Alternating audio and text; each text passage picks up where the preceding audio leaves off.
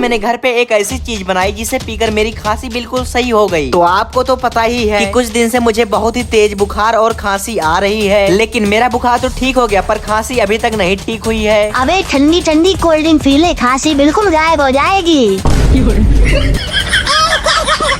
अब cold drink P के तो नहीं, मगर मैं एक ऐसी चीज बनाऊंगा जिसको पीकर जरूर सही हो जाऊंगा। जिसके लिए मुझे लेना है तेज पत्ता और उसके बाद लौंग और इलायची को अच्छे से पीसना है। बाकी इसको गोल गोल करके पिसी हुई लौंग और इलायची को इसमें डाल लेना है। बाकी फिर इसको अच्छे से गैस पर जलाओ और जब जल जाए तो इसे पियो और धुआं निकालो। अरे वाह, अब तो खांसी आ ही नहीं रही है और गले में भी बड़ा अच्छा लग रहा है। मम्मी देखो, ये बीड़ी पी रहा है।